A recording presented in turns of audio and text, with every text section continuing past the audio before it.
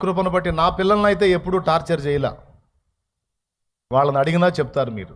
నేను ఇక్కడ మీకు చెప్పటమే కాదు, నా పిల్లలు కూడా టార్చర్ పొందల చదువు విషయంలో.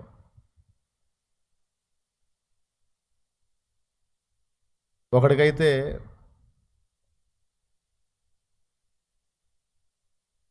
స్కూల్కి పంపించాను కానీ ఎక్కలా బుర్రకి.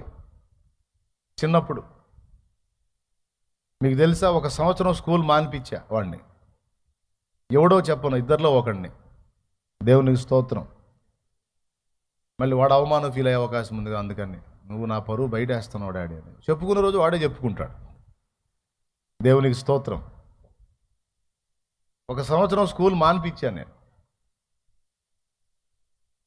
అప్పటిదాకా విశ్వాసులకు ప్రీచర్ని, ఇక ఆ సంవత్సరం అంతా వాడికి టీచర్ని అయ్యా.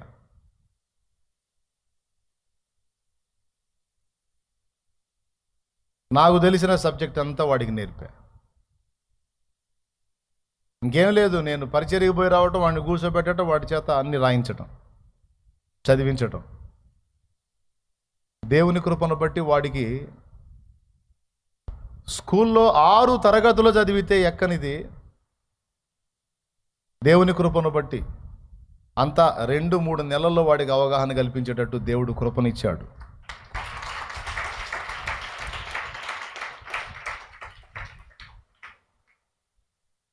అట్లాగా ఎందుకు చెప్తున్నానంటే, పిల్లలకి అవసరమైతే నీకు తెలివి ఉంటే నేర్పుకో, కష్టపడి చదువు చెప్పుకో, బిడ్డలకు అవసరమైతే అవగాహన కల్పించుకో. నీకే చదువు లేకపోతే చదువు వచ్చిన వాళ్ళ చేత 4 సలహాలు ఇప్పించు, ప్రోత్సహించు.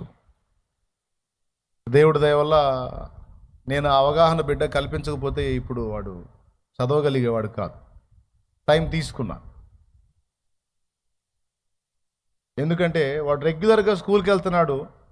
ఓ రోజు కూర్చోబెట్టి నా పేరు రాయరా అన్న, వాడు రాయలేకపోయాడు. తెలుగులో నా పేరు రాయనా అన్న, రాయలా వాడు. సరే అమ్మ పేరు రాయరా అన్న, రాయలా.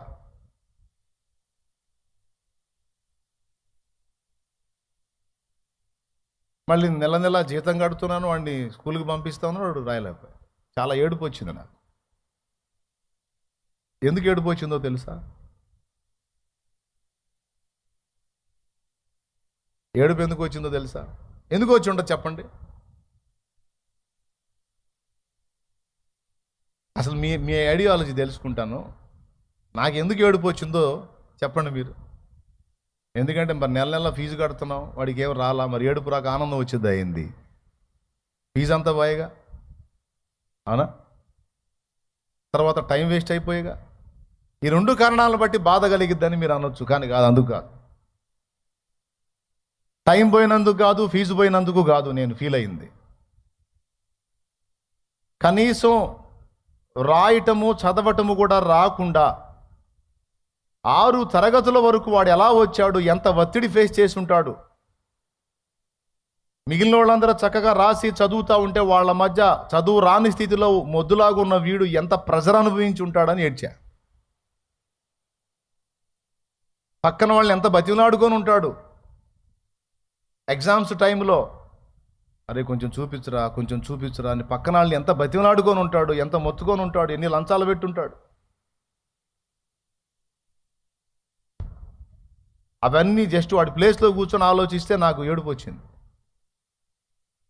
వద్దు బేట, ఆ పరిస్థితి వద్దు, నీకు కూర్చోను, అసలు చదువు వద్దు నేను మానిపిస్తే వాళ్ళు కబురు పెట్టారు, మీ వాడు రావట్లేదంటే రాడు అని చెప్పా. దేవునికి స్తోత్రం. రాడు సార్, నేనే చెప్పుకుంటా. అసలు వాడికి ఏం చెప్పారో, ఏం ఎక్కింది అసలు కనీసం వాడు పదాలు రాయగలుగుతున్నాడా లేదో కూడా చూడకుండా మీరు వాడిని 6 తరగతులకు తీసుకెళ్ళారు. నిజంగా మీ బడికో సలాం, మీ చదువుకో సలాం. డిగ్రీ దాకా కూడా తీసుకెళ్ళేటట్టున్నారు ఎట్లనే. దేవునికి స్తోత్రం.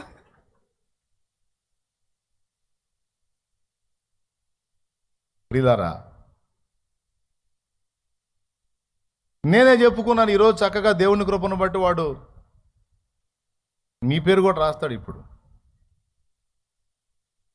చక్కగా చదువుతాడు, తెలుగు చదువుతాడు, అంతరా. ఇక తెలుగు విషయంలో డౌట్ లేకుండా వంట పట్టింది. తర్వాత ఇంగ్లీష్ తిప్పలు పడ్డాడు. ఇప్పుడు ఇందులో తిప్పలు పడి లైన్లోకి వచ్చాడు అనుకో. ఇప్పుడు మీకు కోటి వరహాల ప్రశ్న, ఇంతకు పెద్దోడా చిన్నోడా అని. ఎవడో నేను చెప్పను. దేవునికి స్తోత్రం కలుగును గాక. హల్లెలూయా. అది పరిస్థితి. చేతనైతే నేర్పుకోండి, ఓర్పుగా చెప్పుకోండి, నేర్పించుకోండి. బిడ్డలు తప్పకుండా ప్రయోజకులు అవుతారు. కన్న తల్లివి నువ్వే నిందిస్తే, కన్న తండ్రివి నువ్వే నిందిస్తే, నువ్వే దూషిస్తే, నువ్వే తృణీకరిస్తే, నువ్వే వ్యధవం చేసి మాట్లాడితే, నువ్వే పనికి మాలింది మాలిందని నువ్వే మాట్లాడితే ఆ బిడ్డకు ఆదరణ ఎక్కడ తల్లి? పద్దాకలు ప్రవక్తలాగా పనికి మాలింది ప్రవచించి నిజంగా